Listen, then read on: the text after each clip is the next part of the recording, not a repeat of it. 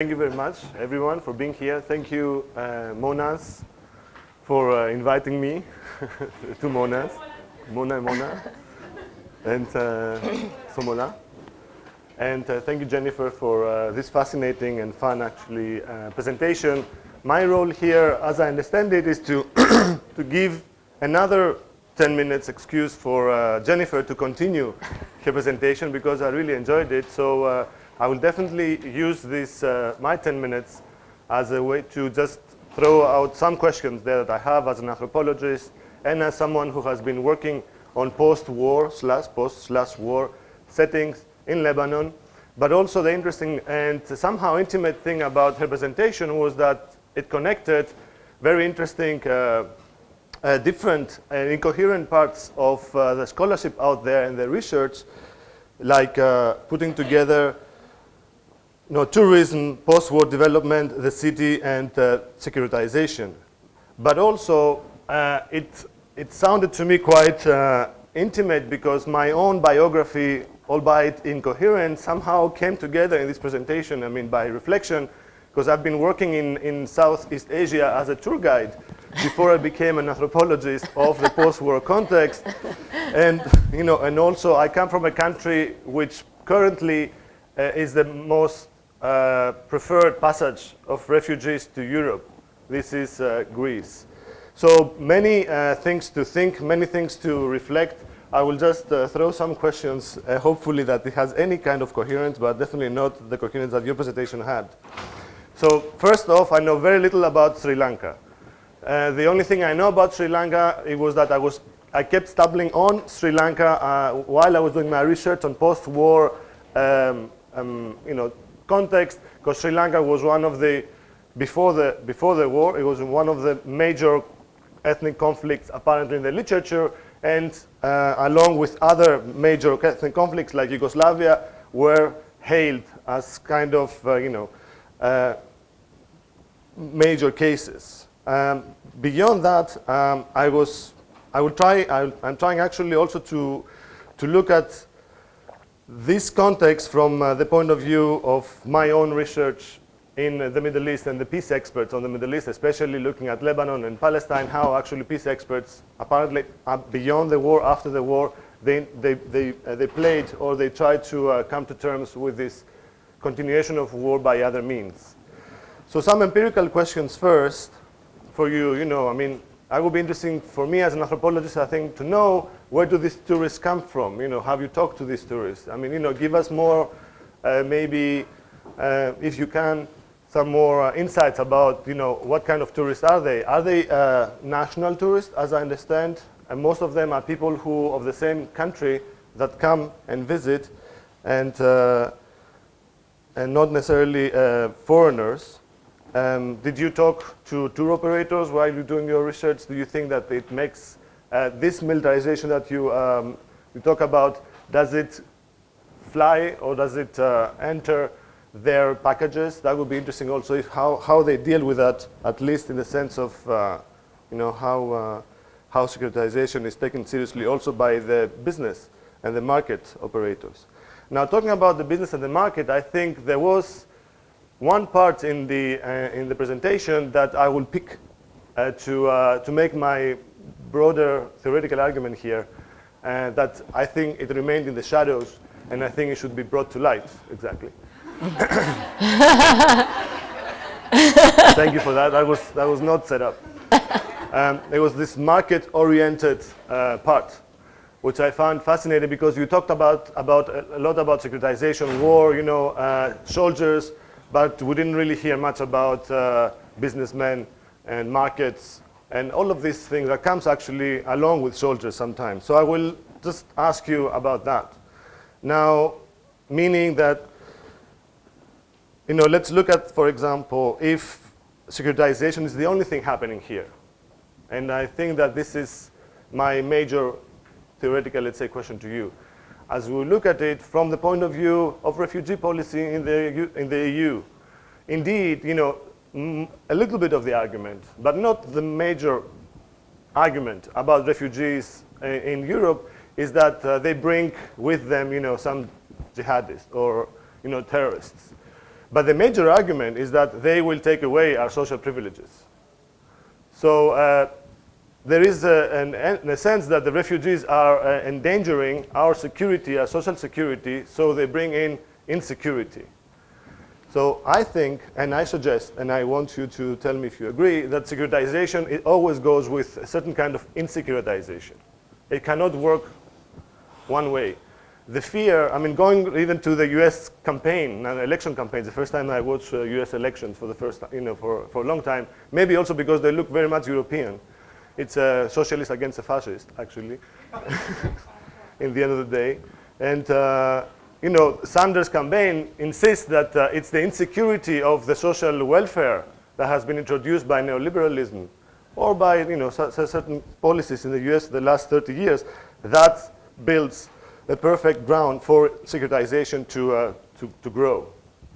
In other ways, making also an argument about history here, I think it's kind of problematic to trace the beginning of securitization in 9/11, at least in this 9/11.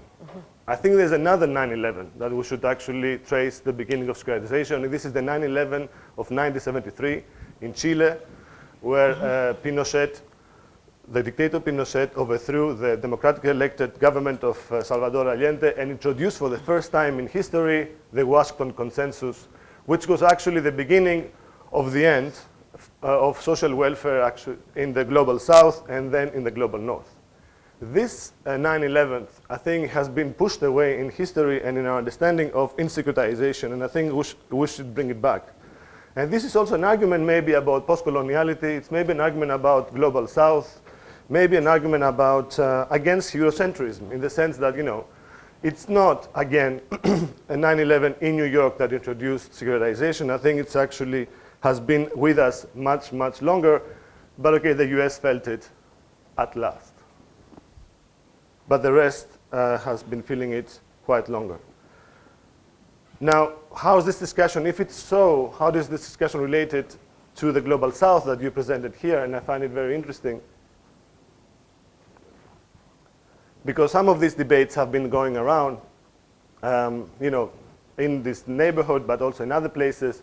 For example, the issue of the safe city reminded me, at least, and maybe some others in the room, of Beirut, 1982, that was also declared somehow safe city, maybe not with the same words, but then again, it was not a safe city at all. It resulted in a big massacre in September 1982 on civilians. So is it then, can we say that this way of looking at it can open up, this bringing in this binary, this constant binary insecuritization of the social to the securitization of the political, maybe introduces, it's a fruitful, let's say, division or binary that can also introduce other forms of binaries. And I will just dwell a little bit of other suggestions here. So what is the relationship between tourist and citizen today? What can we say about that? My experience as a tour guide in Thailand, I can tell you that the tourist, as I felt it, at least back then, was the most secure citizen possible. I mean, it was actually the ideal citizen. It had full-blown social security.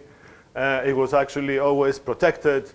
And it came with an aura of rights that it is probably somehow the ideal citizenship model that we can imagine.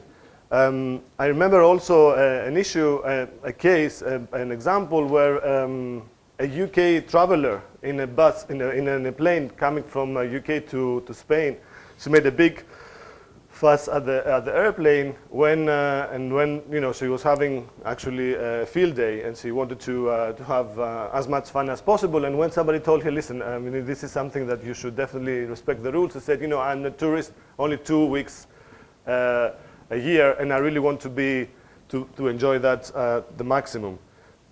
Given, of course, the background of a very, very harsh life, in everyday life in her, that was the idea, that she was having a bad time as a citizen, but as a tourist she had the right to have a field day even on the plane. I find also interesting that the tourists sometimes, also the tourists come with an aura of entitlement that sometimes can also lead to what I could call mobile zones of securitization, also with your own sense of, use the word. Another example from like a very recent example of a Aegean flight in Athens, where a group of Israeli tourists demanded that two Palestinian Israeli citizens of Palestinian citizens of Israel, they should be deported from the flight because they looked guilty because they spoke Arabic. And that brought a big fuss in the plane. The police came in, they searched these guys, they found no problem, they look fine. But there was a mob of securitized tourists who demanded that the suspicious terrorists get deported, or at least they cannot fly with the same flight. And indeed, the two Palestinians, they accepted the offer by the airline to get off. And then they moved on. I mean, the plane actually continued. So this is an interesting, I guess, also example where the tourist brings with him somehow, security and demands, demands it to be implemented in different places, not only the place where, somehow it carries it with him. And I keep on thinking about this case as a tourist versus terrorist, or as a new hybrid, like a tourist, discussion. Who was the tourist, who was the terrorist? Maybe, can we make any, does that bring us any closer to understanding this binary a little bit better? But also, from my own experience at least, reading the Greek newspapers today and the last year, where at least 800,000 refugees passed through the country via the maritime way, it's interesting to see how Greek tourism industry copes with this, because Greek islands are supposed to be the most touristic destinations in the Mediterranean, if not among the most global destinations. So somehow there is an interesting and very worth to study case there, how the locals and the citizens deal with this binary. One hand refugee, on the other hand tourists, and they are actually mostly tourist economies. The interesting thing that happens is that you see that the locals, they do help as much as they can the refugees, and in fact we have an unparalleled wave of solidarity, but at the same time it's pretty clear that everybody, especially the tour operators, would somehow, I think, can be at the center of the research here, try to establish clear paths for both. Here the tourists, they go this way, they go to these beaches, they go to these hotels. Here the refugees, they have this beach to land, can you please? And it reminds me, of course, settlers and the indigenous people maybe in Palestine, where they have their own paths. But this is a little bit maybe far-fetched, but why not? It's just a discussion. I can actually do this thing. Nobody will hold me accountable, I hope. And my last commentary about the war tourism, which I find fascinating, and allow me to bring in another angle from this region and from this country, in fact. There is in Lebanon, and I'm sure that you know of it, I just want to know what you think about this, a war museum. Mlita.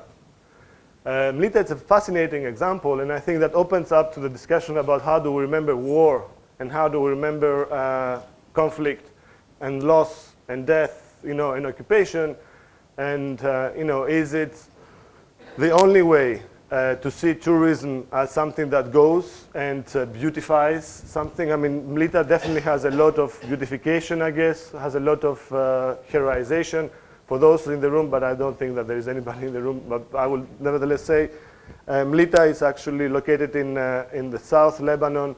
It's a museum set up by Hezbollah and commemorating or celebrating its victory against Israel throughout. I mean, from the beginning, victory against Israeli occupation, and what Hezbollah understands as victory in the 2006 war. It's a war tourism museum. It is actually a different understanding of maybe how non-state, in fact, here we go, non-state, whatever that means, this word, understandings, and in fact, reiterations of war memory through tourism. So, just a way of complicating things as if they're not already much complicated. Thank you very much again. Thank you. Should I sit over there?